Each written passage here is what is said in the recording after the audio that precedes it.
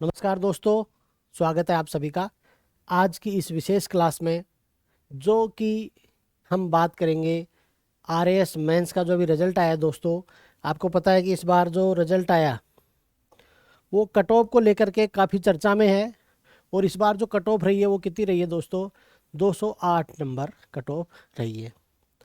तो ये एक बड़ी ही सोचने वाली बात है कि 800 नंबर में से मात्र 208.50 नंबर कट ऑफ रहना, वो भी जर्नल की कट ऑफ, बाकी और कट ऑफ तो और भी कम है ना। तो ये बड़ी ही सोचने वाला विषय हो गया है। और ये ना केवल एक विद्यार्थी के लिए सोचने का विषय है, बल्कि ये जो उन विद्यार्थियों को तैयारी करवा रहे हैं उनके लिए भी एक सोचने का विषय है कि ऐसा क्या हो गया कि जो बच्चे हैं वो 208 नंबर भी नहीं ला पा रहे।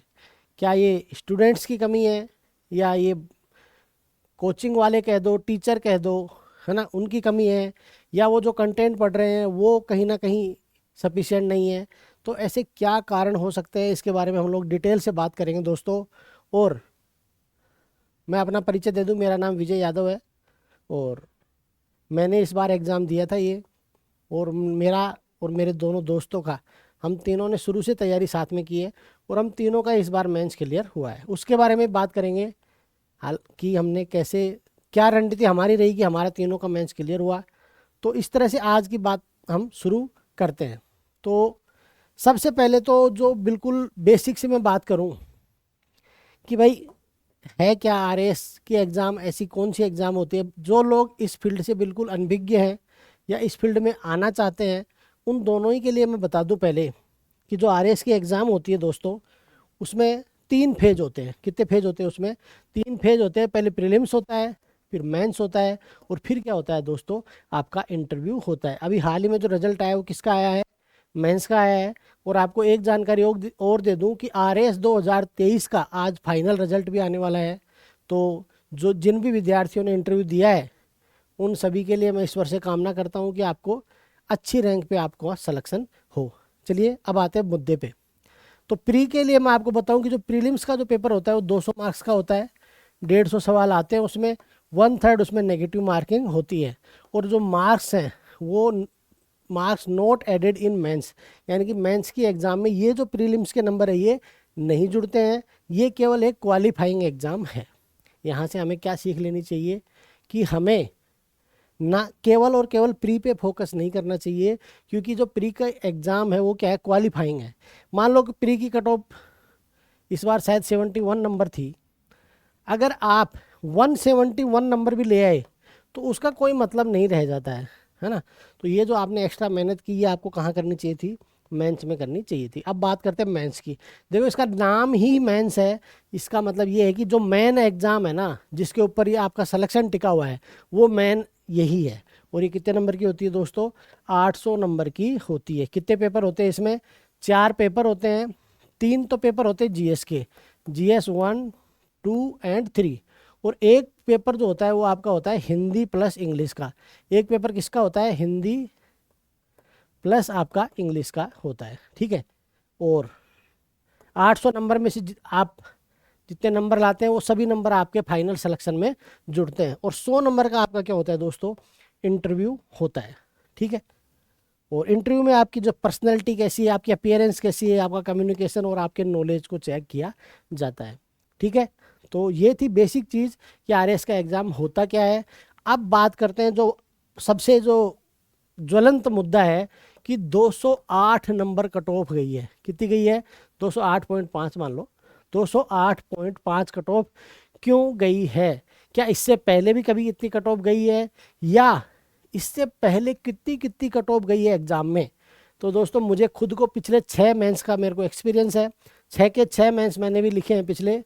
और अब मैं आपको बताता हूँ कि 2013 से लेकर के और 2024 तक जो भी मेंस के एग्ज़ाम हुए हैं उनकी कट ऑफ कितनी कितनी रही है, एक बार मैं आपको फटाफट बताता हूँ। आइए देखो, 2013 में जो है आपकी जर्नल की कट ऑफ कितनी थी दोस्तों? 350। जर्नल की कट ऑफ कितनी थी? 350। और यहाँ पे आप देखो ओबीसी, ओबीसी की कट ऑफ कितनी थी? 381। ओबीसी की कट ऑफ कितनी थी? 381। आप बोलोगे यार ये कैसे पॉसिबल है? जर्नल की कट ऑफ से ओबीसी की कट ऑफ कैसे ज़्यादा हो गई? तो जब 2013 में ऐसा हुआ तो मामला गया सुप्रीम कोर्ट में, और सुप्रीम कोर्ट ने फिर डिसीजन दिया कि जर्नल की कट ऑफ से ओबीसी की कट ऑफ जो है वो ज़्यादा नहीं हो सकती है, बशर्ते कि उन्होंने कोई फ़ायदा नहीं उठाया हो ओबीसी होने का।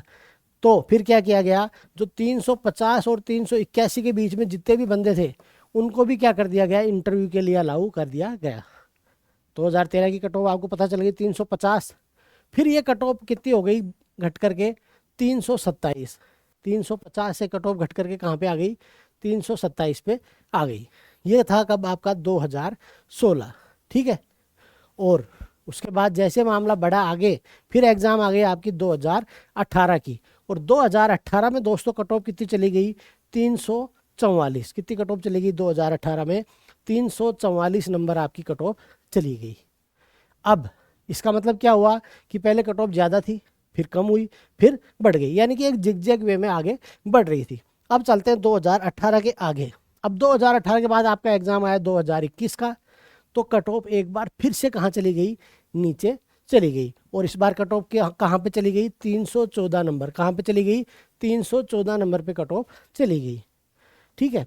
और साथ साथ चीज़ें क्या हुई मैं आपको बताता हूँ। 2013 से 2024 तक क्या क्या चेंज हुए। सबसे पहला चेंज तो ये हुआ कि 2013 में जो सवाल का जो स्तर होता था वो बहुत ही सामान्य होता था। टू द पॉइंट सवाल पूछे जाते थे, ज़्यादा घुमा फिरा के सवाल नहीं पूछे जाते थे। हालांकि प्रीलिम्स का जो एग्ज़ाम था 2013 का प्रीलिम्स का एग्ज़ाम, 2024 के एग्ज़ाम को मैं छोड़ दूं तो 2013 का प्रीलिम्स का एग्ज़ाम मुझे सबसे हार्ड लगा था, ठीक है। और उस टाइम उसकी कट ऑफ भी शायद 61-62 नंबर के लगभग ही गई थी। हाँ, इस बार का जो प्रीलिम्स का पेपर था वो भी काफ़ी अच्छा था, और इस बार कट ऑफ कितनी गई, 71, ठीक है। पिछली बार 100 से ज़्यादा कट ऑफ गई थी। जो 2023 का प्रीलिम्स था उसमें 100 से ज़्यादा नंबर कट ऑफ गई थी। अब मुद्दे पे आते हैं। मैं क्या बात बता रहा था आपको कि 2013 से धीरे धीरे क्या हो रहा है कि जो स्तर है पेपर का वो क्या बढ़ता बढ़ता जा रहा है।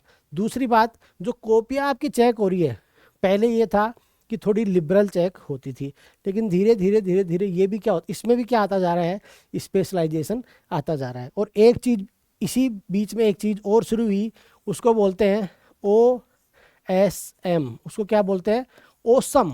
ओसम ये वो वाला ओसम नहीं है, ये है ऑन स्क्रीन मार्किंग। तो इससे भी बहुत ज़्यादा फर्क पड़ा है। कैसे, बाद में बात करेंगे। तो 2021 में कट ऑफ कितनी गई, 314। अब आया इसमें गिरावट शुरू हुई। अब यहाँ से क्या शुरू हुई, इसमें गिरावट।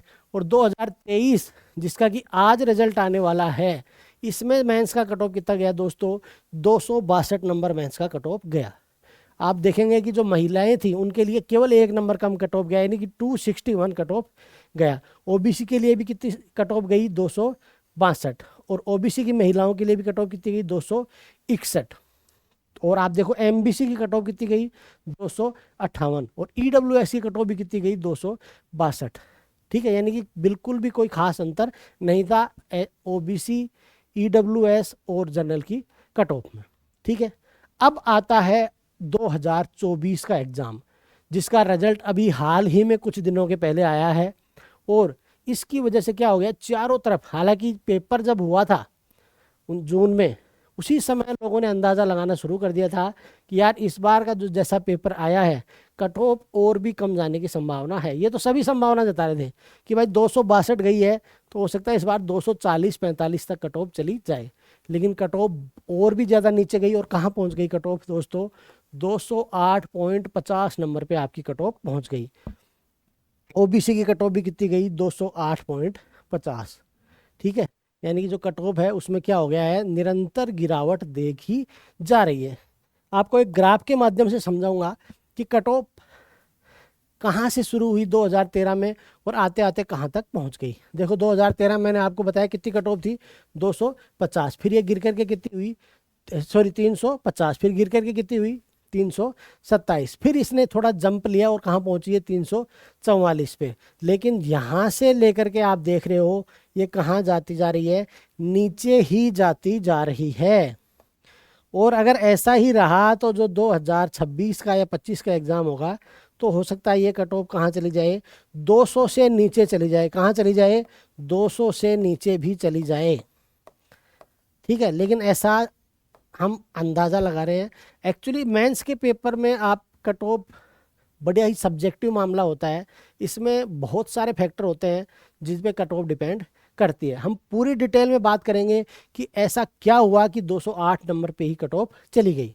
उससे पहले हम लोग बात करते हैं आगे कि इस बार का जो 2024 का जब मेंस हुआ था जून में, ठीक है, तो इस तरह से काफ़ी लोगों ने माथा पकड़ लिया था, शायद मैंने भी पकड़ा होगा, है ना। क्यों? क्योंकि कुछ सवाल थे वो काफ़ी हार्ड थे, ठीक है, जिनको समझना और उनका आंसर लिखना काफ़ी मुश्किल लग रहा था उस समय, ठीक है। एग्जाम्पल लेके आया हूँ मैं कुछ सवालों के आपके लिए।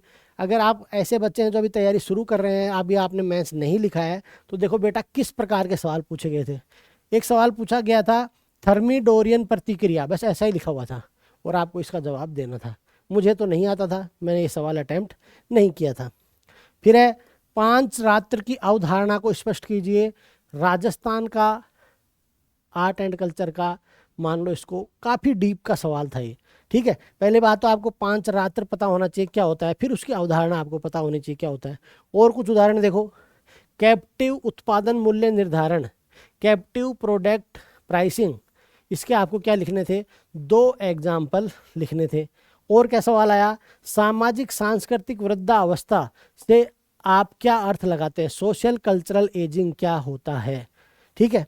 बड़े सवाल भी कुछ आप देखो, वर्ण व्यवस्था एवं प्रचलित कुरीतियों के विरुद्ध 6ठी शताब्दी ईसा पूर्व के धार्मिक आंदोलन एवं मध्यकालीन भारत के निर्गुण भक्ति आंदोलन के मध्य समानताओं को आपको क्या करना था दोस्तों, रेखांकित करना था।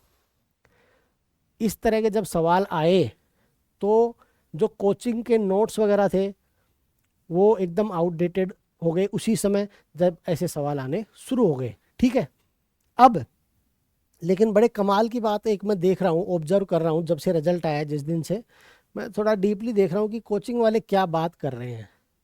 अभी तक किसी भी एक भी कोचिंग वाले ने ये नहीं बोला कि यार ये इस बार हमने तैयारी करवाने में कुछ गड़बड़ की ना। वो ये बोल रहे हैं कि हमारी तरफ से तो सब हमने परफेक्ट तैयारी करवाई थी। लेकिन सच्चाई उन लोगों को पता है जो एग्ज़ाम सेंटर में एग्ज़ाम लिखे, जिन्होंने, उनको पता है कि कोचिंग वालों ने उनको गाइड किया या मिस गाइड किया, ठीक है। इसके बारे में ज़्यादा नहीं बोलूँगा, आपको दिखाता हूँ और कैसे सवाल आए थे। एक पेपर जो अपना सेकंड पेपर था, देखो उसमें एथिक्स का सवाल आया था, नैतिक नियतिवाद को स्पष्ट कीजिए। एक 2 वैज्ञानिकों के बारे में साइंस में उन्होंने पूछा, हरिदत्त और पंचानन महेश्वरी। इसके बारे में अगर कोई कोचिंग वाला, मैं कह रहा हूँ, चैलेंज कर रहा हूँ, बताओ मेरे को कि भाई तुमने कहाँ पढ़ाया था इनके बारे में। हो सकता है अगर आप 100-200 पेज के खाली वैज्ञानिकों के नोट्स दे दोगे तो हो सकता है इसमें से कोई एक आध वहाँ पर मिल जाए, लेकिन ये जो सवाल था ये आपके नोट्स में नहीं था, ठीक है। और कुछ सवाल देखो, औपचारिक शिक्षा और सामाजिक अंतर्निवेशन, उक्त दोनों में से उत्तम प्रशासन के निर्माण के लिए क्या अधिक महत्वपूर्ण है। बता दे कोई कोचिंग वाला, मैं दावा कर रहा हूँ, जिसने ये सवाल करवाया हो। नहीं करवाया भाई आपने। लेकिन सबसे बड़ी दिक्कत ये है कि आप अभी भी मानने को तैयार नहीं है कि हमारे अंदर कुछ कमी है या हमारे नोट्स में कुछ कमी है। एक बंदा, बड़ी कोचिंग है वो राजस्थान की, उसमें एक बंदा रिजल्ट के बाद बोल रहा है कि यार अगर आप लोगों ने मार्केट में नए नोट्स आए थे उस समय, अगर वो नहीं पढ़े होते तो आपका क्या हो जाता, एग्ज़ाम क्लियर हो जाता। इस तरह की बातें करना शोभा नहीं देता।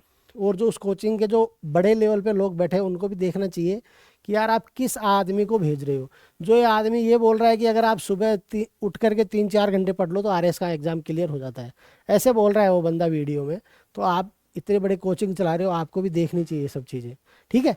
चलिए, हमें कुछ इनसे मतलब नहीं है कोचिंग वोचिंग वालों से, मैं आपको खाली ये सवाल दिखा रहा हूँ कि सवालों का स्तर ऊंचा था, ये भी एक कारण है कट ऑफ कम जाने का। आओ, अर्धचालकों और जर्कोनियम टाइटेनियम उत्पादित करने के लिए प्रयुक्त परिष्करण की विधियों के आपको क्या लिखने थे, नाम लिखने थे। ये भी एक हार्ड क्वेश्चन था, इजी क्वेश्चन नहीं था। इसी तरह से आप बड़े सवाल देखें, देखो एक सवाल पूछा गया था, गहन नैतिकता के अभाव में उच्च नागरिकी संभव नहीं है, चाहे वह इस नाम से न भी जानी जाती हो। R.W. इमर्सन चर्चा कीजिए। ये 10 नंबर का सवाल था। कितने नंबर का सवाल था ये? 10 नंबर का सवाल था। किसमें? एथिक्स में। कितने % लोगों को ये सवाल आता होगा, आप इमेजिन करो। मुझे नहीं लगता कि मुश्किल से 1-8% लोगों के अलावा इस सवाल के बारे में ज़्यादा जानकारी किसी को होगी। पहली बात तो सवाल को समझना ही एक बड़ा चैलेंज होता है। देखो दोस्तों, 3 ही घंटे का पेपर होता है। उसमें आपके पास इतना टाइम भी नहीं होता कि आप सवाल को पूरा डीप में देखो, उसके टुकड़े करके समझो कि यार ये क्या लिखा हुआ है। 10 मिनट आप उसमें नहीं बिता सकते हैं। आपके पास मुश्किल से 1 मिनट होता है, 1.25 मिनट होता है सवाल को पढ़ना है और उसको समझना है, उसके बाद उसकी फ्रेमिंग करनी है और उसको लिखना है। ठीक है। और देखो, रेस जूडिकाटा से आप क्या समझते हैं? इस तरह के सवाल आए तो बट नेचुरल सी चीज़ थी कि आदमी पेपर दे के, जो भी आदमी निकला उसको लग रहा था कि यार इस बार तो मज़ा नहीं आया, भले ही उसकी तैयारी कितनी भी ज़बरदस्त रही हो। ठीक है। फिर है एक सवाल पूछा, मध्यवर्ती जातियों के उत्थान में बैल पूंजीपतियों का की अवधारणा क्या है? ठीक है। बुलक कैपिटलिस्ट की जो अवधारणा है उसके बारे में आपको पूछा गया। फिर एक सनी सेबेस्टियन के बारे में करंट का सवाल पूछा गया। ये भी काफ़ी कम लोगों को मुझे लग रहा है कि पता होगा इसका आंसर भी। ठीक है। उसके अलावा आप देखो कुछ सवाल, शास्त्रीय सिद्धांत लोकोक्तिया व मिथ्य है, इस कथन के प्रकाश में पद सोपान और नियंत्रण के क्षेत्र के विरोधाभास को आपको क्या करना था? स्पष्ट करना था। ऐसे सवाल थे जिनको आप हैंडल कर सकते थे, लेकिन उसके लिए आपका प्रेजेंस ऑफ माइंड और आपकी आंसर राइटिंग की प्रैक्टिस बहुत ज़रूरी थी। तो ये कुछ मैंने आपको दिखाए। अब हम बात करते हैं कि भाई कम कट ऑफ जो गई है उसके संभावित कारण क्या क्या रहे। मेरी समझ से मैं बता रहा हूँ, हो सकता है आपकी समझ से इनमें से आप कुछ कारण को मानेंगे, कुछ कारण को नहीं मानेंगे, लेकिन जो मेन कारण है आप देखते हैं। पहला कारण मैंने लिखा है कि लेवल, पेपर का लेवल हार्ड था। तो भाई इसमें कोई संदेह नहीं है कि अब तक आरएएस मेंस के जितने पेपर हुए हैं, 6 पेपर मैं दे चुका हूँ आरएएस मेंस के, अभी तक मैंने जितने पेपर दिए थे उसमें सबसे हार्ड पेपर 2024 का था। सबसे हार्ड पेपर कब का था? 2024 का था। बिल्कुल मैं इस बात को स्वीकार करता हूँ। एक कारण तो ये रहा। दूसरे कारण की बात करते हैं, आंसर राइटिंग और टाइम मैनेजमेंट की समस्या। देखो, आंसर राइटिंग की प्रैक्टिस, पहली बात तो ये कि बहुत सारे बच्चे तो ऐसे होते हैं जो आंसर राइटिंग की प्रैक्टिस ही नहीं करते हैं, तो ये तो बिल्कुल गलत बात है, ये तो अस्वीकार्य है। आपको आंसर राइटिंग की प्रैक्टिस तो करनी ही पड़ेगी अगर आपको आरएएस बनना है तो। अब बात आते हैं कि चलो प्रैक्टिस तो की, लेकिन इसमें भी कुछ और डीप में जा सकते थे क्या? तो बिल्कुल जा सकते थे। आपने जब आंसर लिखे होंगे एग्ज़ाम में, तब आपको ये चीज़ फील हुई होगी कि यार इस सवाल को मैं और अच्छे से फ्रेम कर सकता था। लेकिन कारण क्या होता है कि जो कोचिंगें होती हैं, कोचिंग वाले क्या करेंगे, आपको आपको दे देंगे एक प्रोग्राम। अभी शुरू हो जाएंगे वो, देखना अभी थोड़े दिन में ही। वो बोलेंगे कि भाई ये आपका प्रोग्राम है, ये टेस्ट पेपर 1 है आपका, ये टेस्ट पेपर 2 है, और ऐसे ऐसे करके ये आपका टेस्ट पेपर नंबर 40 है। ठीक है। तो इस तरह की जैसे हनुमान चालीसा होती है, वैसे इनकी भी चालीसा आ जाती है आपके सामने। यहाँ पे आपको बता देंगे कि ये वाले चैप्टर आपको पढ़ने हैं, यहाँ पे ये बता देंगे ये वाले चैप्टर पढ़ने हैं। और आप लोग क्या करते हैं, पढ़ते भी हैं और लिख कर के भी आते हैं और वहाँ नंबर भी लाते हैं। वहाँ पे आप कितने नंबर ले आते हो? 200 में से मैंने देखा बहुत बच्चे तो 100 के नीचे ही नहीं आते। वहाँ 115, 120, ठीक है, इतने इतने नंबर ला रहे थे वो लोग टेस्टों में। ठीक है, 115, 120 नंबर। लेकिन हुआ क्या, जब रिजल्ट आया तब क्या हुआ? कट ऑफ कितनी रह गई? मात्र 208 नंबर। यानी एवरेज नंबर एक बच्चे के कितने आए हैं? 52 नंबर जिसके आए हैं एक पेपर में, ओनली 52 उसका क्या हो गया? मेंस क्लियर हो गया। ठीक है। इसके इससे इससे मैं क्या बताना चाह रहा हूँ आपको? इससे ये बताना चाह रहा हूँ, इनके तरीके से नहीं, आपके खुद के तरीके से आंसर राइटिंग करो। मेरे दोस्त और जब हम लोग तैयारी कर रहे थे तो मेरा ये मानना था कि हम लोग जो पढ़ रहे हैं इस हफ्ते, उसकी बजाय जो दूसरा टॉपिक है, जो या तो हम पहले पढ़ चुके या अभी पढ़ेंगे, उसका जो आंसर राइटिंग है वो ज़्यादा कारगर होगा।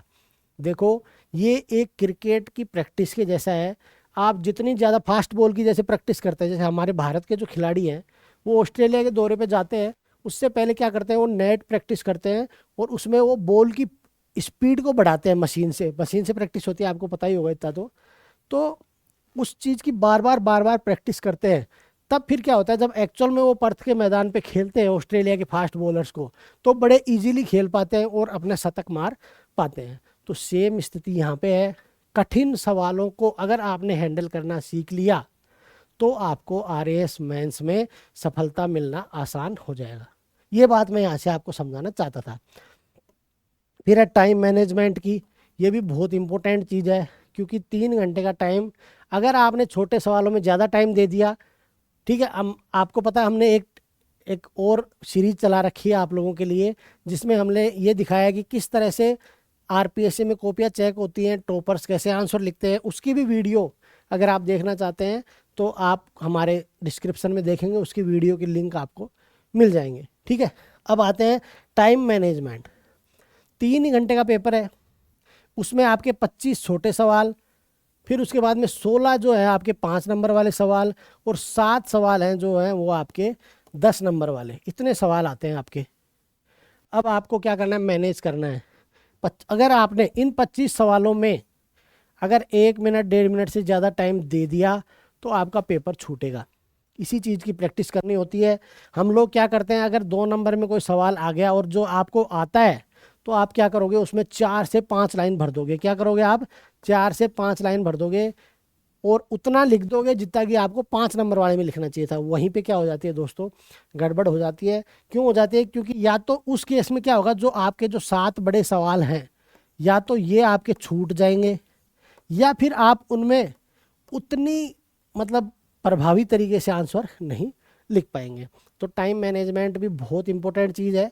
उसकी भी आपको ज़्यादा से ज़्यादा आप आंसर राइटिंग करोगे तभी सीख सकते हो। ये होगी टाइम मैनेजमेंट की बात। और एक कारण मुझे क्या लगता है कि इस बार भी जो है बेंच की जो मार्किंग है वो क्या हुई है दोस्तों, टाइट हुई है, ठीक है। एक तो आपको पता है हमारी कॉपियाँ डायरेक्टली चेक नहीं होती, पता ही होगा आपको, ऑन स्क्रीन मार्किंग होती है, ठीक है। तो जब कॉपी, एक तो आपको नॉर्मल अपनी कॉपी देखना कभी, एक उसको स्कैन करके फिर दोबारा देखना, बिल्कुल जो ओरिजिनलिटी है वो ख़त्म हो जाती है कॉपी की, ठीक है। दूसरी बात क्या होती है कि जो चेक करने वाले हैं, सामान्यतः जो सीनियर प्रोफेसर्स होते हैं वो हमारी कॉपियाँ चेक करते हैं, जिनकी एज कितनी होती है, लगभग 50 से 60 के बीच में उनकी एज होती है। तो पहली बात तो ये, कंप्यूटर से उतने फ्रेंडली नहीं होते, ना वो कंप्यूटर उतना चलाना जानते हैं और ना वो इतनी देर कंप्यूटर पे बैठना पसंद करते हैं। लेकिन भाई अब कॉपियाँ अगर चेक करने के लिए आपको नियुक्त कर दिया गया है तो आपको कॉपियाँ तो चेक करनी पड़ेगी, ठीक है। तो उस चीज़ में भी क्या होता है कि थोड़ा सा चीज़ें एक्चुअल में कभी कभी क्या होती है कि जिन्होंने अच्छा लिखा है उनको भी नंबर नहीं मिल पाते हैं। और तीसरा मुद्दा है कि अगर आपको पहले इंस्ट्रक्शंस ही इस तरह के मिल जाएं कि भैया 10 में से कोई कितना भी ज़बरदस्त लिखे उसको 3 से ऊपर नंबर नहीं देने हैं, ठीक है। अगर ऐसा बोल दिया जाए, मान लो आप ही एक प्रोफेसर है और आपको बोल दिया कि भाई कोई कितना भी ज़बरदस्त लिखे 3 से ऊपर 10 में से नंबर देने ही नहीं है, तो अगर इस तरह के कुछ रिस्ट्रिक्शन हो जाएं तो भी क्या होता है, कट ऑफ सामान्यतः क्या हो जाती है, नीचे चली जाती है। एक चीज़ और है जो अभी तक भी क्लियर नहीं है मार्केट में, क्या, कि जो आपकी कॉपियाँ हैं वो एक आदमी एक सवाल चेक करता है, एक क्वेश्चन एक प्रोफेसर होता है, या एक सब्जेक्ट एक प्रोफेसर होता है। अभी तक ये पिक्चर भी क्लियर नहीं है। मुझे जैसा लगता है कि इतने कम नंबर आ रहे हैं तो हो सकता है एक आदमी के पास एक ही सवाल जा रहा हो।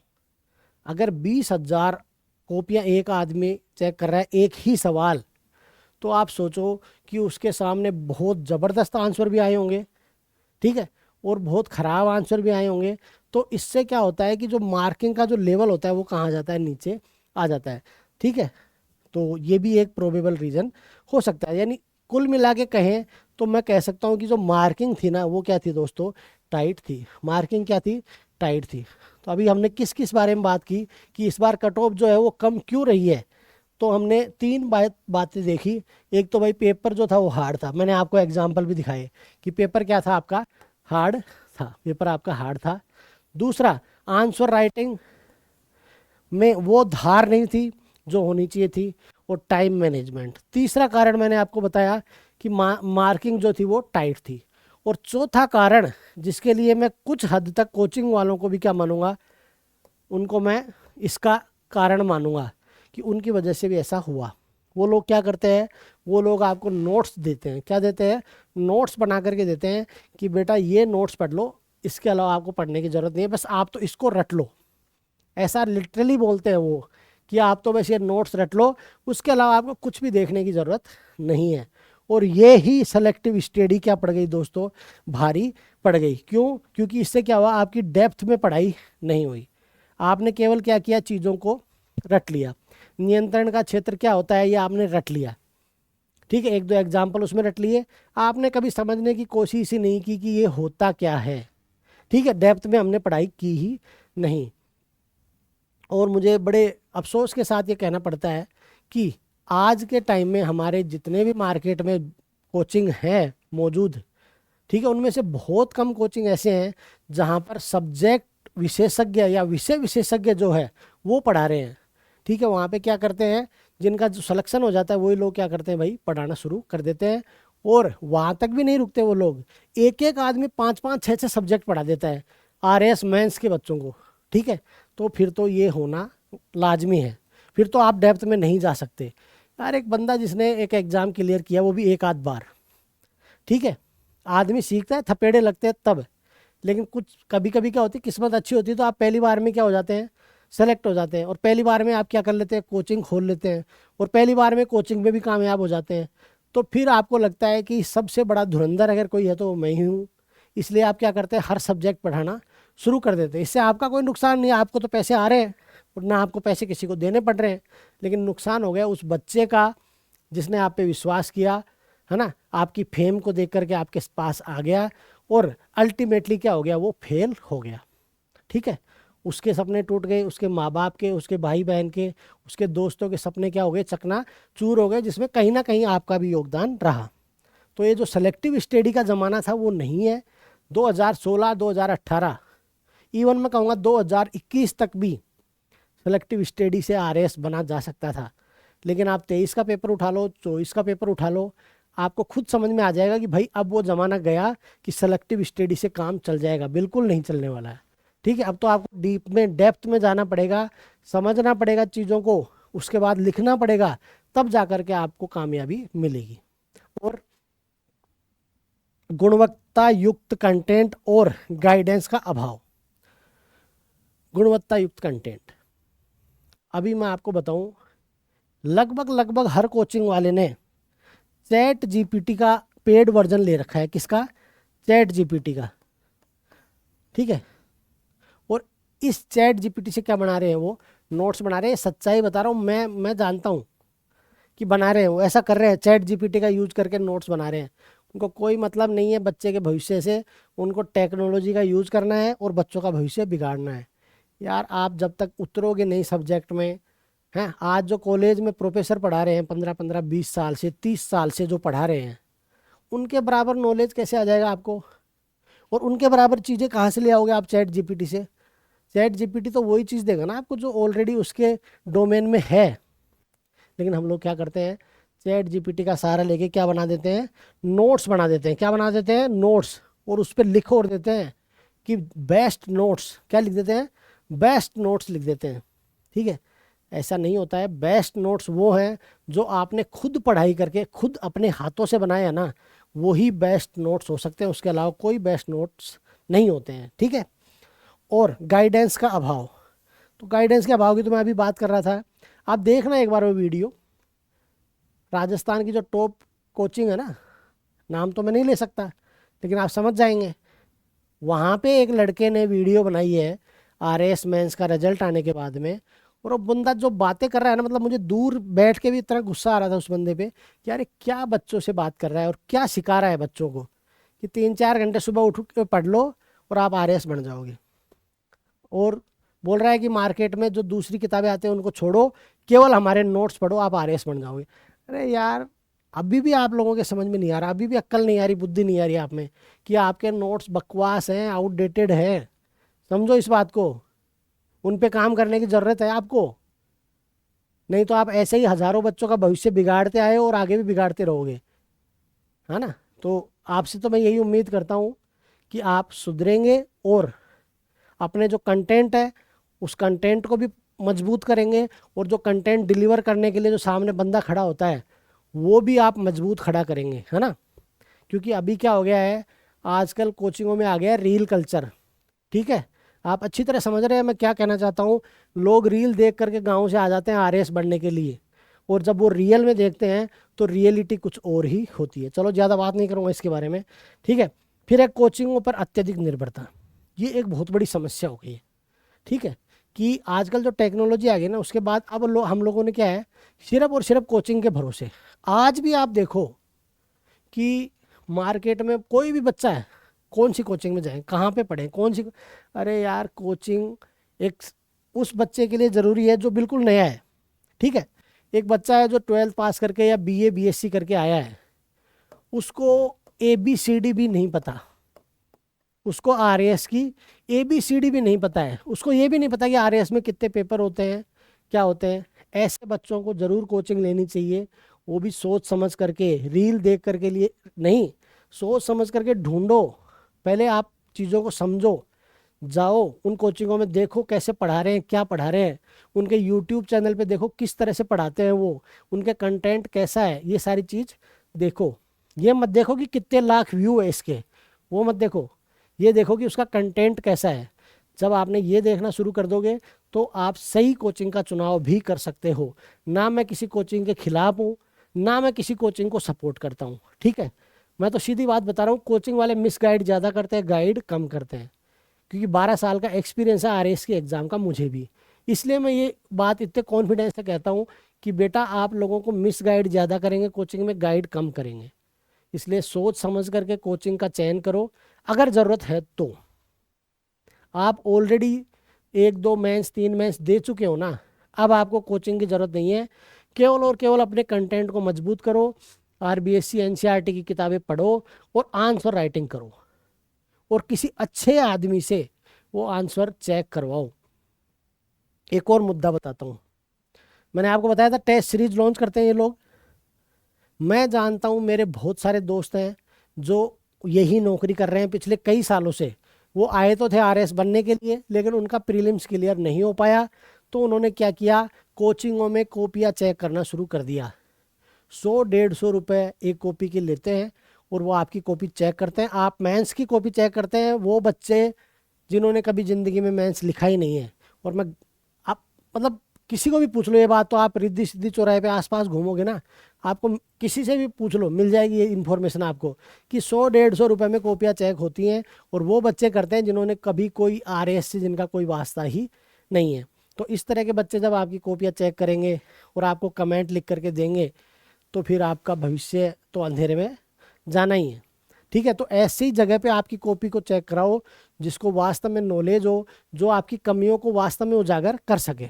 ठीक है, चलो, तो कोचिंगों पर निर्भरता कम करो। Last but not the least, सबसे इंपॉर्टेंट मुद्दा ये है, अभी भी जो सवाल इस बार भी आए हैं ना दोस्तों, ये एनसीईआरटी और आरबीएससी की किताबों से आए हैं। तो इनको पढ़ो और नोट्स भी बनाओ, लेकिन क्या बनाओ, नोट्स अपने खुद के नोट्स। ठीक है, अपने खुद के नोट्स आप बनाओगे नहीं, तब तक कामयाबी मिलना मुश्किल है। अब किसी दिन आपको दिखाऊंगा मैं, एक मिनट आपको दिखाता ही हूँ।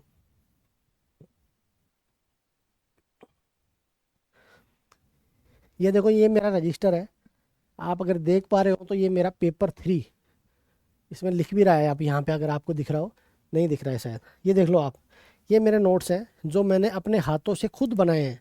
ठीक है, और बीच बीच में पन्ने जोड़ करके और बहुत मेहनत से मैंने अपने नोट्स बनाए हैं। लेकिन ये नोट्स मेरे खुद के हैं, ये नोट्स मेरे खुद के हैं जो मैंने अपनी मेहनत से बनाए हैं। अगर आज मैं ये नोट्स आपको दे भी दूँ तो ये आपके कोई काम के नहीं है। ठीक है, क्यों काम के नहीं है, कि ये जो हथियार है ना, ये हथियार अपने खुद के ही काम आते हैं युद्ध जब आप लड़ने जाते हो। दूसरों के हथियारों से आप युद्ध नहीं लड़ सकते। ठीक है, मेहनत करनी पड़ेगी, टिकना पड़ेगा कुर्सी पे, जो लाइब्रेरी की कुर्सी है ना, वहाँ टिकना पड़ेगा। सुबह जाओगे, रात तक पढ़ना पड़ेगा। ऐसा नहीं कि आधा घंटा पढ़े फिर रील देखने लग गए, फिर और कुछ करने लग गए, है ना, घूमने लग गए इधर उधर अपने यारों दोस्तों के साथ। भाई ऐसे तो आरएएस बनना मुश्किल है। मेहनत करनी पड़ेगी, टिकना पड़ेगा कुर्सी पे। केवल आधे घंटे का ब्रेक मतलब आधे घंटे का ब्रेक। बताऊंगा मैं अभी आगे। हम 3 दोस्त हैं जिन्होंने कैसे तैयारी की। मैं नहीं बोल रहा कि मैं बहुत बड़ा धुरंधर हूँ, मैंने कोई बहुत बड़ा तीर मार दिया अगर मैंने आरएएस मेंस का एग्जाम क्लियर किया। कोई बड़ा तीर नहीं मारा, बहुत सारे लोगों ने, 2400 लोगों ने वो तीर मारा है। लेकिन मैं बता सकता हूँ, क्योंकि मैं फेल भी बहुत बार हुआ हूँ, तो मुझे पता है कि कमियां क्या होती है और उनमें सुधार कैसे किया जाता है। चलिए, तो ये हमने कुछ बात की कि भाई कट ऑफ कम क्यों रही। ठीक है, अब आ गई मेरी और मेरे 2 और दोस्तों की कहानी। ठीक है, हम 3 दोस्त हैं। दोस्त तो बहुत सारे हैं और भी मेरे बहुत अच्छे अच्छे दोस्त हैं, लेकिन मैं बता रहा हूँ कि इस बार की एग्ज़ाम में हम तीनों क्या थे, साथ में थे। हम तीनों क्या थे दोस्त, साथ में थे। ठीक है, ये हम 3 दोस्त साथ में थे शुरू से तैयारी में। ठीक है, अब हमने ऐसा क्या किया और यहाँ से आपको क्या सीखना चाहिए। एक चीज़ समझ लो दोस्तों, दोस्ती बहुत बड़ी चीज़ होती है ना। और एग्ज़ाम की प्रिपरेशन में, खासकर आरएएस के एग्ज़ाम की प्रिपरेशन में, अगर आपके पास सच्चे और अच्छे दोस्त हैं तो आपकी जो राह है बहुत आसान हो सकती है। लेकिन मैंने ये देखा है कि बहुत सारे मतलब आजकल के खास करके जो नई जनरेशन है ना, इसमें मतलब उनका अगर प्री भी क्लियर हो गया तो फिर वो 2 फीट हवा में हो जाते हैं।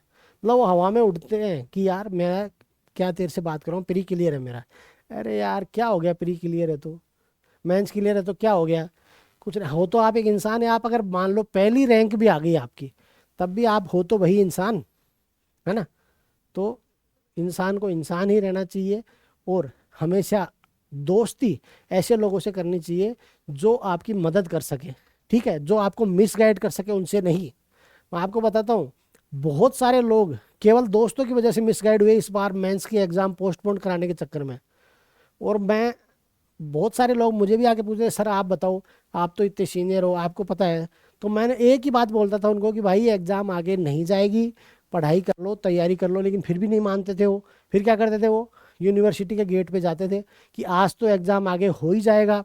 आपने देखा जो ड्रामा हुआ था, आपको सबको पता है, आप आरएएस की तैयारी कर रहे हैं, क्या क्या ड्रामे हुए। और लास्टली हुआ क्या, टाइम पे एग्ज़ाम हुआ। और ये इस बार नहीं, हर बार होता है एग्ज़ाम में। हर बार ये एक गिरोह है, गिरोह कहूँगा मैं इसको, कि जो हर बार सक्रिय होता है और बच्चों के भविष्य के साथ खिलवाड़ करता है। तो ऐसे लोगों से बच के रहो। अब मैं बताता हूँ कि भाई हमारा मेंस कैसे क्लियर हुआ। तो पहला कारण था कि well in time start of preparation. आप पिछली बार हमने मेंस दिया था, उसमें हमारा नहीं हुआ, 3-4 नंबर कम रह गए कट ऑफ से। ठीक है, झटका भी लगा क्योंकि पेपर अच्छे हुए थे, लेकिन पता नहीं नंबर नहीं आए। ठीक है, उम्मीद थी कि अच्छे नंबर आएंगे लेकिन नहीं आए। तो दुख तो हुआ, सबको होता है। अब आपको भी दुख हो रहा होगा जरूर, निश्चित रूप से मैं फील कर सकता हूँ कि आपको कितना बुरा लग रहा होगा कि इस बार आपका मेंस क्लियर नहीं हुआ। बहुत बुरा लगता है, क्योंकि इतनी मेहनत के बाद भी जब हमें कामयाबी नहीं मिलती है तो बुरा लगना स्वाभाविक है। मैं बताऊं कि जब प्रीलिम्स हुआ था, आपको पता है 2 फरवरी को शायद हुआ था प्रीलिम्स, 3 फरवरी से हमने मेंस की तैयारी शुरू कर दी थी। ठीक है, एक दिन के लिए भी मैं घर नहीं गया। मेरा घर जयपुर से 125 किलोमीटर है, लेकिन मैं घर नहीं गया। ठीक है, दूसरी बात, 31 मार्च को मैं रिटायर हुआ एयरफोर्स से। 31 मार्च 2025 को मैं 1 तारीख को वहाँ से छूटा, 2 तारीख को अपने घर पहुँचा और 3 तारीख को मैं वापस जयपुर चला गया तैयारी करने के लिए। ठीक है, एक दिन का भी आराम नहीं किया। 20 साल की नौकरी करके आया एयरफोर्स में, लेकिन आराम नहीं किया। क्यों? क्योंकि पता था कि किसी ना किसी तरह इस लक्ष्य को प्राप्त करना है। तो well in time start up, तो ये आपको यहाँ से ये चीज़ समझनी चाहिए कि भैया तैयारी शुरू। अब आप जो करोगे ना तैयारी, अब आपका नहीं हुआ। अब आप अगर या तो ये सोचो कि छोड़ो यार, देखेंगे अगली बार जब भर्ती आएगी तब देखेंगे। इस एटीट्यूड को चेंज करना पड़ेगा कि जब भर्ती आएगी तब देखेंगे। भर्ती तो आएगी, आप तैयारी करो चाहे नहीं करो, आप फॉर्म भरो चाहे मत भरो, तैयारी, भर्ती आएगी, एग्ज़ाम होगी और बच्चे सेलेक्ट होंगे। ठीक है, अब आपके पास ऑप्शन है कि आप अभी से तैयारी शुरू कर दें, अभी से मेंस की पढ़ाई शुरू करें, आंसर राइटिंग की प्रैक्टिस करें, अपने नोट्स बनाएं, नोट्स से फिर शॉर्ट नोट्स बनाएं, अभी से शुरू कर दें ये, तब तो है फ़ायदा। और आप सोचोगे यार मैं एक बार वीडियो वाला दे लेता हूँ, फिर 3rd ग्रेड का दे लेता हूँ, उसके बाद में एक बार एसआई का देंगे, तब सोचेंगे फिर आरएएस का क्या करना है। तो फिर तो वही मुश्किल है, मुश्किल नहीं, नामुमकिन ही है फिर तो, है ना। पहली बात तो आपको अपना लक्ष्य निर्धारित करना चाहिए और उस लक्ष्य के प्रति समर्पित होना चाहिए और लक्ष्य आपका एक ही होना चाहिए। सच्चाई तो है ये।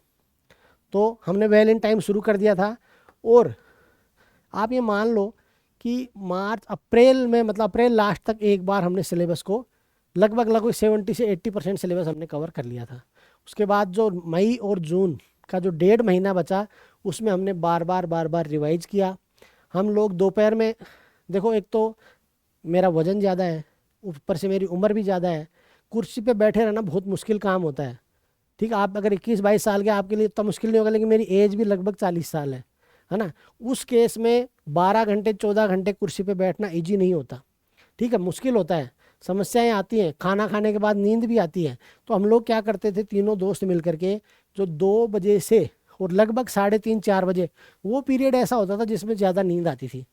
आपको सबको तैयारी करने वाला पता है, खाना खाने के बाद नींद आती है, लेकिन हमने एक single day, even a single day, हम लोग दोपहर में कभी भी नहीं सोए, कभी भी नहीं सोए जब तक एग्ज़ाम नहीं हुआ। ठीक है, हम लोग क्या करते थे, हमारे तीनों के आपस में नोट्स रहते थे, और एक एक सब्जेक्ट के जो शॉर्ट नोट्स बना रखे थे उनको एक दूसरे को बोलते थे, डिस्कस करते थे कि इसमें ये चीज़ और ऐड होनी चाहिए थी, इसको इस तरह से लिखा जा सकता था। ठीक है, एक हमारे उस समय जो कोचिंग में हमारे जो मेंटर थे, वो बताते थे कि मेंटल आंसर राइटिंग कैसे होती है। ये भी एक बहुत अच्छी चीज़ है, जिसके बारे में कभी अगर मौका मिला मुझे तो मैं बात करूँगा, मेंटल आंसर राइटिंग कैसे करते हैं। ठीक है, तो ये बात हो गई। दूसरी इंपॉर्टेंट चीज़ होती है दोस्तों, बॉन्डिंग विद ईच अदर। हमारी जो बॉन्डिंग है ना, वो इतनी ज़बरदस्त है। पहली बात तो पिछले 10 साल 12 साल से हम लोग साथ तैयारी कर रहे हैं। उन दोनों में से एक दोस्त मेरा ऐसा है जो पिछले 20 साल से मेरे साथ, एयरफोर्स में भी 20 साल मेरे साथ रहा है ना, और अभी भी हम लोग साथ में हैं। तो बॉन्डिंग बहुत अच्छी है, हम एक दूसरे को बहुत अच्छे से समझते हैं। ठीक है, बॉन्डिंग क्या काम आती है, बॉन्डिंग काम आती है जब एक आदमी का जो एनर्जी लेवल कम हो रहा हो, तो दूसरा बोलेगा नहीं नहीं यार, पढ़ना है हमें। ठीक है, अगर हम चाय पीने गए 10 मिनट से ज़्यादा हो गया, तो तीनों में से कोई ना कोई एक बोल जाएगा चलो भाई टाइम ज़्यादा हो गया, अब हम चलते हैं। ठीक है, तो ये सारी चीज़ें होती हैं बॉन्डिंग। तीसरी होती है, देखो हर आदमी के जीवन में समस्या आती है, मेरे जीवन में भी समस्या आई। मेरे घर परिवार में, मेरे जो खास परिवार में कोई मेरा सगा संबंधी इतना ज़्यादा बीमार हो गया कि मैं काफ़ी परेशान हो गया, लेकिन जो मेरे दोस्त थे उन्होंने मेरी हिम्मत बंधाए रखी, और अब वो भी ठीक हो गया, और एग्ज़ाम भी मेरा इस बार मेंस क्लियर हो गया। तो सब ऊपर वाले की कृपा होती है। बॉन्डिंग आपकी बहुत अच्छी होनी चाहिए। ये जो बॉन्डिंग होती है ना, ये आपको मोटिवेटेड रखती है, आपको हारने नहीं देती। ठीक है, तो बॉन्डिंग हमारी बहुत अच्छी थी, ये एक कारण रहा। जहाँ जाते थे साथ जाते थे, चाय पीने गए, कहीं पे भी गए साथ जाते थे, साथ आते थे, साथ में घूमते थे। उस कोचिंग में जितने बच्चे थे ना, वो सब देखते थे यार ये तीनों तगड़ी जोड़ी है इनकी, है ना। तो हमारी जोड़ी अच्छी थी, और हमारी जोड़ी ने, मतलब मुझे अच्छा लगा कि हम तीनों का सिलेक्शन हो गया, क्योंकि बहुत बहुत पुराना सपना है हमारा साथ में HCM रीपा जाने का। अब देखते हैं कहाँ तक पूरा होता है, वो तो ऊपर वाले के हाथ में है। चलिए, फिर है डिस्कशन ऑन आंसर राइटिंग। जब हम पेपर लिखते थे, उस जहाँ पे भी हम लोग थे कोचिंग में, तो जब हम आंसर लिखते थे तो हम उन पे विश्वास नहीं करते थे जिन्होंने हमारी कॉपियाँ चेक करके दे दी। ठीक है, हमें पता था कि हमारा लेवल क्या है, हमने जो लिखा है वो सही लिखा है गलत लिखा है। हो सकता है कई बार वो आपको ज़्यादा नंबर भी दे देगा, वो दे देते थे वो नंबर, क्योंकि उनको, उनका क्या नुकसान हो रहा है, अगर उनको तो वही 200 250 300 रुपये मिलने हैं आपकी कॉपी चेक करने के। आपको कम नंबर दें चाहे आपको ज़्यादा नंबर दें, हालांकि ऐसा होना नहीं चाहिए। ठीक है, कॉपियाँ प्रॉपर तरीके से ही चेक होनी चाहिए। तो हम लोग क्या करते थे, फिर हम तीनों अपनी कॉपियाँ लेकर के बैठते थे, और एक एक सवाल को उठाते थे कि यार तूने कैसे लिखा। फिर वो बोलते थे कि यार देख मैंने इस तरह से पॉइंट बनाए। वो बोला यार इसको इस तरह से नहीं, इस तरह से किया जा सकता था, इसमें इस तरह से बॉक्स बना करके और कुछ एक्स्ट्रा इन्फॉर्मेशन लिखी जा सकती थी। ये चीज़ें हम मतलब हर पेपर के बाद में क्या करते थे, डिस्कस करते थे। और इसी का हमें फ़ायदा हुआ कि इस बार जब हम एग्ज़ाम देने गए, तो हमने पहले से, हमने तीनों ने आपस में ये मंत्रणा की कि यार इस बार कॉपी में कुछ अलग करके आएंगे, इस बार कुछ इनोवेटिव करके आएंगे। और उसी की हमने प्रैक्टिस भी की जब हम पेपर लिख रहे थे तब, और लास्टली हमने प्रयास भी किया। हो सकता है उन प्रयासों की वजह से हमारा एग्ज़ाम क्लियर हुआ हो। तो ये बात हो गई। मोटिवेशन टू ईच अदर मैंने बता दिया आपको, है ना। एक दूसरे की हिम्मत बनाते रहना, ये भी बहुत बड़ी चीज़ होती है। फिर है एक्सपीरियंस, बहुत बड़ी चीज़ होती है इस एग्ज़ाम में। एक्सपीरियंस ऑफ 17 RS मेंस का अनुभव। अब बोलोगे यार 17 का कैसे हो गया, तो देखो 6 6 और 5, 6 प्लस 6 प्लस 5, इतने मेंस हम तीनों दे चुके। तो 17 का एक्सपीरियंस हो गया हमें, 17 बार मेंस का एक्सपीरियंस हो। सोचो हम लोग अब एक सवाल आया था वो ट्रेड्स का, TREDS का एक सवाल आया था, आपको याद हो तो, ठीक है। हम लोग ऑलरेडी इसको काफ़ी डिस्कस हमने, मतलब ये डिक्लेयर कर दिया था कि ये सवाल आएगा, हमने आपस में तीनों नहीं, और किसी का नहीं, आपस में तीनों ने हमने डिक्लेयर कर दिया था कि भाई ये ट्रेड्स वाला सवाल जो है वो पक्का इस बार आने वाला है। और वो आया। 2021 की बात आऊँ, शायद 21 की बात है, एक वो सुनवाई का अधिकार वाला है 2012 वाला, उस सवाल के लिए भी हम तीनों ने पहले ही डिस्कस किया और बोला कि यार ये सवाल इस बार 10 नंबर में आएगा। वो सवाल भी आया। उसके अलावा कोविड के टाइम में 2021 की बात है वो भी, उस टाइम RT-PCR का सवाल हमने पहले से बोला था कि यार इस बार ये सवाल पूछा जाएगा, और पूछा गया वो सवाल, ठीक है। तो ये कहाँ से आती है चीज़ें? ये आती हैं आपके एक्सपीरियंस से, और आपके बार बार जो हमें असफलता मिली वहाँ से, ठीक है। ऑलरेडी मैं भी इंटरव्यू दे चुका हूँ, मेरे जो दोस्त हैं, हम में से एक जो दोस्त है हमारे, जो हमारे गुरु हैं, ठीक है, उनको हम लोग हमारा गुरु मानते हैं, वो RAS के 3 और IAS के 2 इंटरव्यू भी दे चुके हैं। तो उनके सानिध्य में रह करके जो हमने सीखा, उसी की वजह से आज हम एग्ज़ाम क्लियर कर पाए। और सबसे बड़ी खुशी की बात कि वो भी एग्ज़ाम अपना क्लियर कर पाए। उसके बाद में डेली आपको बताया मैंने 2-3 घंटे का हम लोग रिवीजन का सेशन रखते थे। दोपहर का जो टाइम होता था, जो सबसे मतलब कम प्रोडक्टिव होता है, उस टाइम हम लोग क्या करते थे, आपस में रिवीजन करते थे। और last but not the least is continuity and consistency. लगातार 2.5 से 3 महीने में शायद ही कुछ दिन हुए होंगे कि हम लोगों ने सुबह 9 बजे 8 बजे से लेकर के और रात को 8-9 बजे तक पढ़ाई नहीं की हो। और इस 12-13 घंटे के बीच में भी केवल और केवल आधे घंटे का खाने का ब्रेक और 2 बार 15-15 मिनट का चाय का ब्रेक, बस। उसके अलावा आप पूछ लेना, और भी बहुत सारे बच्चे हैं जो मेरी लाइब्रेरी में हमारे साथ में थे, उनको पता है हमारा जो सिस्टम था क्या था। हम लोग एक भी मिनट वेस्ट नहीं करते थे। और करते भी कैसे यार, आप 21 साल 22 साल के लड़के हो, आपकी मेमोरी बहुत शार्प है, आप लोगों से compete करना अगर है तो उसके लिए बहुत ज़्यादा मेहनत की ज़रूरत थी। और इसीलिए हम मेहनत कर पाए और तभी आप लोगों के बराबर आकर के खड़े हो पाए, ठीक है। तो ये कुछ बातें थी। मेरा कोई उद्देश्य नहीं है कि मैं ये बताऊं कि भाई, मतलब मैं कोई बहुत बड़ा तोप नहीं हूँ, ठीक है। तोप कोई नहीं है इस दुनिया में, बस लोगों को गलतफहमी हो जाती है कि वो तोप है, कोई है नहीं। अब बात आती है कि यार आपका सिलेक्शन नहीं हुआ इस बार। अब आते हैं मुद्दे पे, फालतू की बातों की बजाय मुद्दे की बात करते हैं कि इस बार आपका मेंस में क्लियर नहीं हुआ या इस बार आपका सिलेक्शन नहीं हुआ। आज हो सकता है कुछ बच्चे ऐसे होंगे जिनका फाइनल सिलेक्शन नहीं होगा और उनको फिर से जीरो से शुरुआत करनी पड़ेगी, ठीक है, जो 2023 का जिन्होंने इंटरव्यू दिया है। तो देखो भाई, हिम्मत बिल्कुल नहीं हारनी है, ये एक प्रोसेस है और हम उस प्रोसेस का हिस्सा हैं, है ना।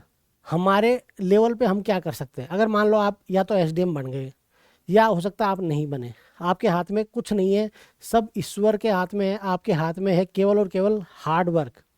तो आपको उसी पे विश्वास करना चाहिए। अगर आपका सिलेक्शन आज नहीं होता है तो फिर से दोबारा से क्या करना है दोस्तों, आपको फिर से आपको दोबारा से स्टार्ट करना है, ठीक है। तो जिनका सिलेक्शन नहीं हुआ उनके बारे में बात करें हम। देखो मैंने कोचिंगों के बारे में आपको बताया कि एक ऑप्शन तो क्या है, यहाँ पे वो लिखना भूल गया। पहला विकल्प क्या है आपके पास? पहला विकल्प क्या है? पहला विकल्प तो भैया वही है कि हमारे फौज में ना एक सिस्टम होता है, जैसे थे जैसे थे, ठीक है, ऐसे बोलते हैं। जैसे कभी कभी कमांड दी जाती है कि पीछे मुड़, फिर सही से नहीं मुड़ते हैं ना, तो फिर वो बोलते हैं जैसे थे, यानी कि वापस वहीं के वहीं आ जाओ। तो पहला विकल्प तो है जैसे थे, मतलब कि भाई जहाँ आप पढ़ रहे हो वहीं पढ़ते रहो, जैसे पढ़ रहे हो वैसे ही पढ़ते रहो। कभी ना कभी हो सकता है भगवान आपकी सुन लेगा और आपका सिलेक्शन हो जाएगा। एक विकल्प तो है आपके पास ये। दूसरा विकल्प क्या है? दूसरा विकल्प है कि कोई दूसरी कोचिंग में चले जाओ। दूसरा विकल्प क्या है भाई कि इस एक कोचिंग को छोड़ो, मज़ा नहीं आया यार यहाँ पे, अब चलते हैं अपन B कोचिंग में। तो मैं ये मानता हूँ कि एक कहावत सुनी है ना, चोर चोर मौसेरे भाई। तो लगभग लगभग सबका वही हाल है। खुद को आपको मेहनत करनी पड़ेगी। हाँ, कोचिंग नो डाउट आपको हेल्प कर सकते हैं, लेकिन उसके लिए शर्त ये है कि पहले आपको अपने आप को तैयार करना पड़ेगा कि मैं 12 से 14 घंटे पढ़ने के लिए तैयार हूँ, तब तो ये कोचिंग आपके काम आ सकती है।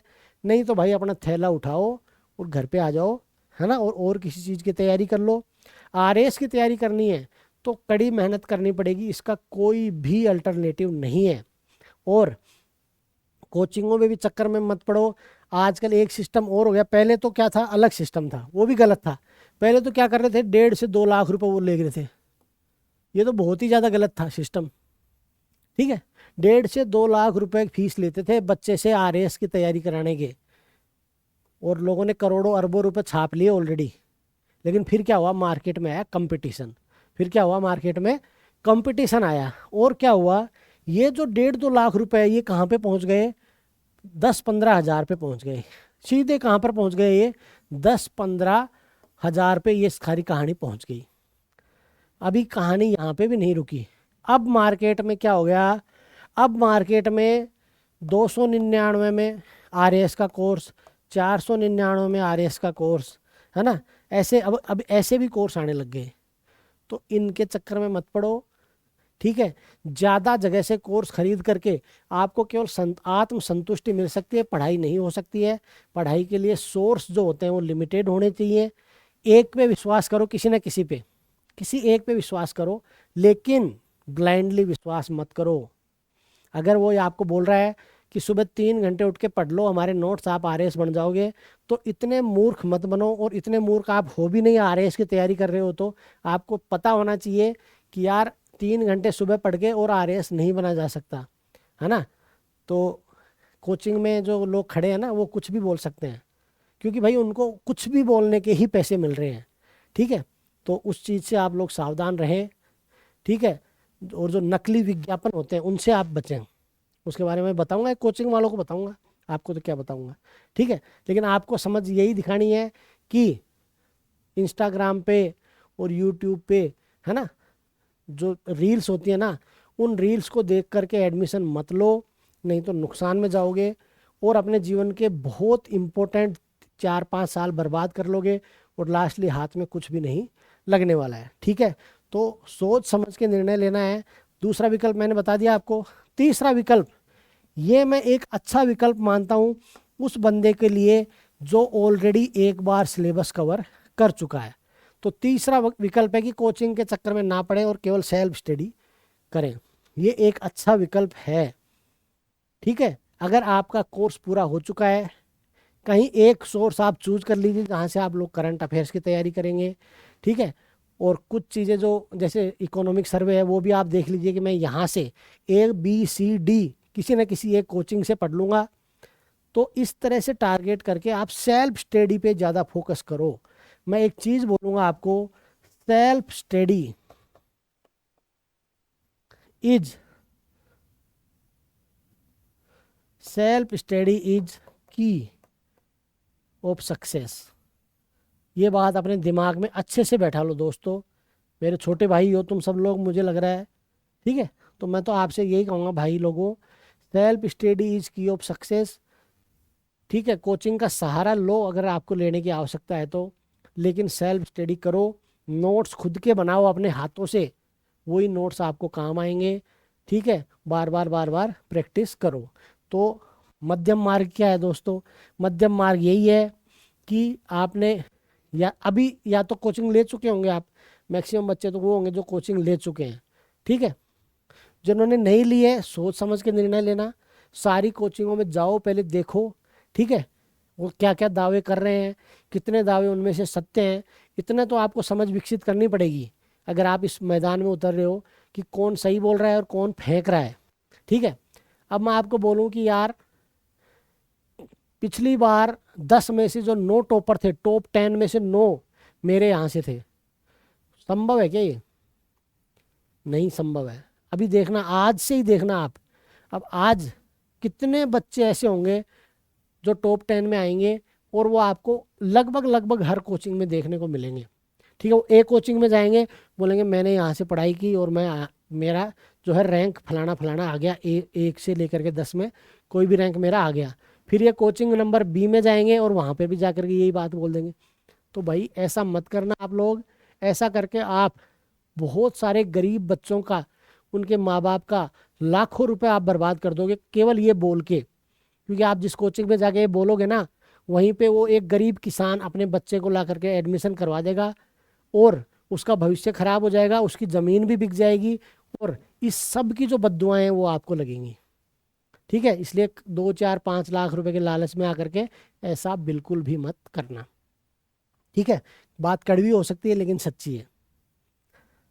तो आगे क्या करना है भाई, बीच का रास्ता अपनाना है, खुद को पढ़ाई करनी है। अगर आप बिल्कुल जीरो से शुरू कर रहे हैं तो कोचिंग का सहारा ले सकते हैं, लेकिन कोचिंग पहले अच्छे से देख लो कि कौन सी कोचिंग। केवल नाम पे मत जाओ, काम पे जाओ, है ना। केवल नाम पे मत जाओ, काम पे जाओ। उनके कैसा काम कर रहे हैं, कैसे पढ़ा रहे हैं, कौन कौन पढ़ा रहा है, उन पढ़ाने वालों का लेवल क्या है। अभी मैंने आपको एग्जाम्पल दिया ना, आप देखना जा करके ये वीडियो कि वो बंदा क्या बोल रहा है, मेंस का रिजल्ट आने के बाद क्या बोल रहा है कि हमारे नोट्स पढ़ लो, सुबह सुबह 3 4 घंटे आ रहे हैं, इसमें आपका सिलेक्शन पक्का है। अरे यार चलो छोड़ो। तो ये बात थी। अब मैंने चूंकि थंबनेल पे एक चीज़ लगाई थी, आपको मैं थंबनेल दिखाऊं। मैं ये मैंने थंबनेल लगाया था, मैंने यहाँ पे एक चीज़ लिखी थी कि कोचिंग माफियाओं के लिए क्या सबक है, ग्रुप स्टडी के क्या फ़ायदे हैं। ग्रुप स्टडी के हमने फ़ायदे आपको बता दिए। अब मैं आपको बता, ये जो पॉइंट है ना, इसको क्लियर करता हूँ कि कोचिंग माफियाओं के लिए क्या सबक है इस एग्ज़ाम में। ठीक है दोस्तों, तो क्या सबक है हम बात कर लेते हैं एक बार। तो अब ये अगली जो 5 7 मिनट है ना, ये भाई कोचिंग वाले भाइयों आप लोगों के लिए हैं। पहली बात, अपने आप को सही साबित करना बंद करो। और ये हर कोचिंग वाले को बोल रहा हूँ मैं।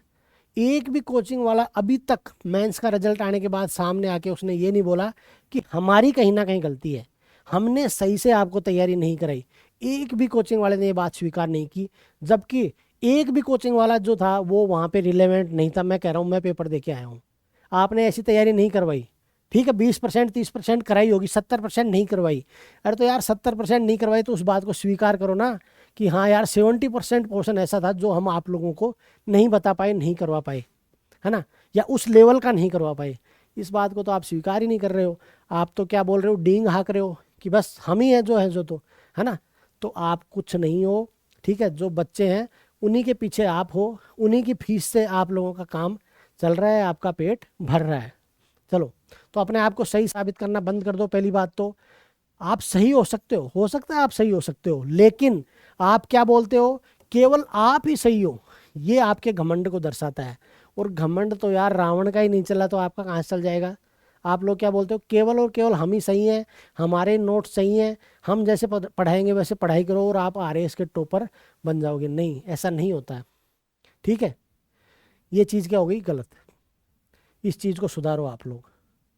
आप कोई भी आप उठा करके देख लो, जो टॉपर है ना पिछले 2 3, मैक्सिमम वो हैं जिन्होंने खुद पढ़ाई की। ठीक है, भले ही बाद में जाके उन्होंने कोचिंगों में जा करके कुछ बोल दिया हो, मैं कुछ बोलूँगा नहीं, कमेंट नहीं करूँगा, लेकिन उनको भी मर्यादा में बोलनी चाहिए चीज़ें। ठीक है, किसी भी कोचिंग में पैर रखने से पहले सोच लो कि आप इस कोचिंग में जा रहे हो, आपकी वजह से कितने बच्चे मिसगाइड भी हो सकते हैं। ठीक है, इसलिए थोड़े से लालच के चक्कर में ऐसा मत करना। चलिए, दूसरी बात, ये बात हो गई। तो आप अपने आप को सही साबित करना बंद करो, बल्कि अपने आप में सुधार करना शुरू करो।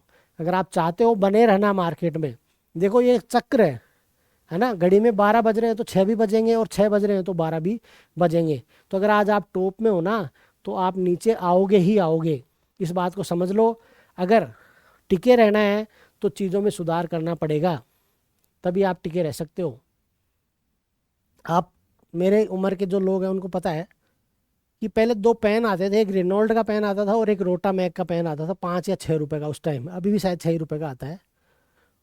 उस टाइम रेनॉल्ड्स का जो पेन था, रेनॉल्ड के पेन ने धीरे धीरे क्या करना किया, ग्रो करना शुरू किया, अपने आप में सुधार करना किया, और अलग अलग अलग अलग टाइप के पेन निकालने शुरू किए।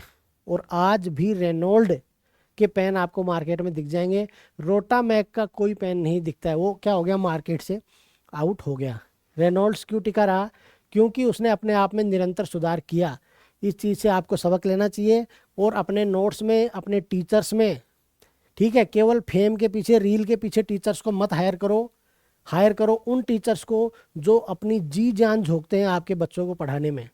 ठीक है, चलो दूसरी बात, रील कल्चर वाले कोचिंग संस्थान, ये उनके लिए है जो रीलों में छाए रहते हैं। ठीक है, बस समझ गए होंगे मैं किसकी बात कर रहा हूँ, आप अच्छी तरह समझते समझदार हैं। तो रील कल्चर वाले कोचिंग संस्थान, अब रील से रियल में उतरना है। ठीक है, रील को छोड़ो और रियलिटी में आ जाओ। केवल रील बनाने से है ना कुछ नहीं होने वाला है। अब बच्चों को, क्योंकि पेपर का लेवल हो गया ऊपर, अब काम चलने वाला नहीं है कि जो आपने पहले 10 साल पहले पढ़ लिया था उसी को आकर के कक्षा में गा रहे हो, कहानी सुना रहे हो, वो कहानियाँ अब ज़्यादा दिन चलने वाली नहीं है। ठीक है, आरएएस मेंस की तैयारी के लिए इंस्टाग्राम के फॉलोवर नहीं बढ़ाओ। ठीक है, क्या बढ़ाओ, सब्जेक्ट के प्रति जो गहरी समझ है उसको बढ़ाओ, किताबें पढ़ो ज़्यादा से ज़्यादा, एनसीईआरटी की, सीबीएसई की, और जो एमए में किताब चलते हैं उनकी किताबें पढ़ो भैया, हिस्ट्री ज्योग्राफी पॉलिटी की, है ना, वो पढ़ो, तब जा कर के आप बच्चों के साथ न्याय कर पाओगे। ठीक है, तो ये मैं समझ गए, जिनको बोल रहा हूँ वो समझ गए होंगे ये। फिर है, आप लोगों ने जब आरएएस क्लियर किया था, बहुत सारे कोचिंग में ऐसे लोग हैं जो ऑलरेडी खुद आरएएस हैं, वो आरएएस बन गए और उसी चीज़ को उन्होंने भुना लिया और बहुत सारे बच्चों को एडमिशन दे दिया। ठीक है, तो भैया अब दिन और रात का अंतर आ चुका है। जब आपने आरएएस का एग्ज़ाम दिया था और क्लियर किया था तब, और अब में दिन रात का अंतर आ चुका है, ये तो आप लोग भी समझते होंगे। तो इस चीज़ को समझो। तुम अकेले ही 3-4 सब्जेक्ट पढ़ा लेते हो यार, इतना मतलब कितने बड़े धुरंधर हो गए आप। एक बार आपने एग्ज़ाम क्लियर किया है आज तक, और फिर भी आप लोग क्या करते हो, 4-4 5-5 सब्जेक्ट खुद ही पढ़ा रहे हो। तो इतना नॉलेज कहाँ से आ गया आपके पास? किसी तरह से आपने एग्ज़ाम क्लियर कर लिया और अब क्या कर रहे हो, आप अपने आप को ही मतलब साबित करने की कोशिश कर रहे हो। तो ऐसा मत करो। क्या करना चाहिए आपको, अच्छे टीचर्स को क्या करना चाहिए, अपने प्लेटफॉर्म पे लाओ जिनको 15 साल 20 साल का एक्सपीरियंस है पढ़ाने का, सब्जेक्ट का। उन लोगों को जब तक आप अपने प्लेटफॉर्म पे नहीं लाओगे, थोड़े दिन बाद में आप आउटडेटेड हो जाओगे। ठीक है, मैंने बताया ना, ये तो क्रम है, यहाँ कोई आउटडेटेड होने में टाइम नहीं लगता। ठीक है, तो इस चीज़ का ध्यान रखो। लास्ट पॉइंट इससे समझोगे आप, कोचिंग चलाना चुनाव लड़ने के जैसे है भाई। कोचिंग चलाना मतलब क्या है कि चुनाव लड़ने के जैसा है। कैसे कि अगर आप फर्जी विज्ञापन का सहारा लोगे, फर्जी विज्ञापन क्या, मैंने अभी पहले ही बताया था, लोग क्या बोल रहे हैं, बस 10 में से जो 9 टॉपर थे वो हमारे यहाँ से थे, 10 में से 9 टॉपर हमारे यहाँ से थे। तो भैया मार्केट से ऐसे गायब हो जाओगे आप लोग जैसे गधे के सिर से सींग गायब हो गए। ठीक है, इसलिए बच्चों के भविष्य के साथ खिलवाड़ करना बंद करो है, और यही निवेदन है मेरा तो आपसे कि बच्चों के भविष्य के साथ खिलवाड़ करना बंद करो, अपने आप में सुधार लाने की कोशिश करो, तभी आप लोगों का कुछ हो सकता है। अब आप सभी तैयारी करने वाले बच्चों के लिए मेरी कुछ राय है एक बड़े भाई के तौर पे। तो सबसे पहली राय तो ये है कि यही सही समय है स्मार्ट रीस्टार्ट का। रीस्टार्ट तो करना है आपको, लेकिन स्मार्ट रीस्टार्ट करना है। मतलब कि क्या कमियां रही हैं उनको आपको देखना है, उनको परखना है और उनमें सुधार करना है। ठीक है, दूसरा, अब आपने जो मेंस का एग्ज़ाम दिया उसका विश्लेषण करो। ठीक है, थोड़े दिन में नंबर भी आ जाएंगे, कॉपियाँ भी आ जाएंगी, आप देखो कि मेरे किस पेपर में भैया कम नंबर आए। ठीक है, कारण क्या था, क्या मेरे कंटेंट में कमी थी, या मेरा जो स्ट्रक्चर था, जो मेरा प्रारूप था वही कमज़ोर था, मैं सही से समझा ही नहीं पाया आंसर को, है ना, मल्टी डायमेंशनल बना ही नहीं पाया, 4 चीज़ें पूछी थी सवाल में, मैं तो 2 को ही एड्रेस कर पाया। तो ये सारी कमियां थी, तो इनको देखो, इनका अध्ययन करो, इनको लिखो कि मेरी ये कमियां हैं। फिर क्या आपने आरेख, फ्लो चार्ट इनका उपयोग किया था, नहीं किया था? अगर नहीं किया था तो आपको क्या करना चाहिए, करना चाहिए। अगर किया था तो आप देखो कि क्या गलतियां हुई कि आपने फ्लो चार्ट भी बनाया लेकिन फिर भी नंबर नहीं आए। तो उन चीज़ों का भी आपको क्या करना है, चीज़ें देखनी है। और अभी से आप आरएएस मेंस दो। अब ये इंतज़ार मत करो कि कब भर्ती आएगी, भर्ती तो आएगी। ठीक है, आएगी, आज नहीं तो कल, नवंबर में नहीं तो दिसंबर में, दिसंबर में नहीं तो जनवरी में, तो भर्ती तो आनी है। ठीक है, फिर पीवाईक्यू का विश्लेषण करो। ठीक है, 2021 से पहले के छोड़ दो, मैं बोल रहा हूँ, केवल 2023 और 2024 के जो पीवाईक्यू है ना, उनका अच्छे से विश्लेषण करो, ढूंढो वो सवाल कहाँ से पूछे गए हैं, क्यों पूछे गए हैं और आगे क्या पूछा जा सकता है। इन चीज़ों का जब विश्लेषण करोगे पूरे सिलेबस का मानचित्रण करो, मतलब पूरे सिलेबस को टुकड़ों में तोड़ो। हिस्ट्री में 3 टुकड़ों में तोड़ा, राजस्थान का इतिहास, भारत का इतिहास, विश्व का इतिहास। अब राजस्थान के इतिहास को फिर से तोड़ो, कला संस्कृति को अलग करो, इतिहास को अलग करो, फिर अलग से तोड़ो, मेवाड़ का इतिहास अलग करो, मारवाड़ का इतिहास अलग करो। एक एक पॉइंट को क्लियर करो सिलेबस के, और उसके हिसाब से अपने नोट्स बनाओ। क्या बनाओ? अपने खुद के नोट्स बनाओ। 4 रजिस्टर कम से कम आपके पास होने चाहिए चारों पेपर के, ठीक है। एक से ज़्यादा भी हो सकते हैं ये रजिस्टर। अभी मैंने आपको दिखाया था मेरा पेपर 3 का एक रजिस्टर था वो, ठीक है। उसके अलावा भी कुछ और कंटेंट है मेरे पास पेपर 3 का अपना लिखा हुआ, लेकिन वो मेरा मेन रजिस्टर था, ठीक है। पेपर वाइज और सब्जेक्ट वाइज नोट्स बनाने हैं, और बाद में उन नोट्स से क्या बनाने हैं आपको? शॉर्ट नोट्स भी बनाने हैं, जो आपके मेंस के एग्ज़ाम के 10 दिन पहले आपके काम आएंगे। लेकिन बनाने कब पड़ेंगे? अभी से बनाना शुरू करना पड़ेगा। कठिन प्रश्नों की आंसर राइटिंग की ज़्यादा से ज़्यादा प्रैक्टिस करो। अब मैं आपको अभी से कह रहा हूँ, आप कितनी भी तैयारी कर लो, अगले मेंस के एग्ज़ाम में भी 50% सवाल आपको ऐसे मिलेंगे जिनके हवाई नहीं लगेगी आपको। अभी बोल रहा हूँ आपको, ठीक है। तो क्या करें फिर? तो ये करो कि ऐसे सवाल जो आपको बिल्कुल नहीं आते हैं, उनको किस तरह से हैंडल किया जाए ये करना सीखो। तभी आप लोग क्या कर सकते हो? सफलता प्राप्त कर सकते हो। उसके अलावा मैं यही कहूँगा, आपका बड़ा भाई हूँ, यही राय दूंगा कि सोच समझ के पढ़ाई करो, सोच समझ करके निर्णय लो कि कहाँ पढ़ना है, किससे पढ़ना है और कैसे पढ़ना है। बाकी आपकी मदद के लिए मैं हमेशा तैयार हूँ। हमारा प्लेटफॉर्म आपकी मदद के लिए हमेशा तैयार है।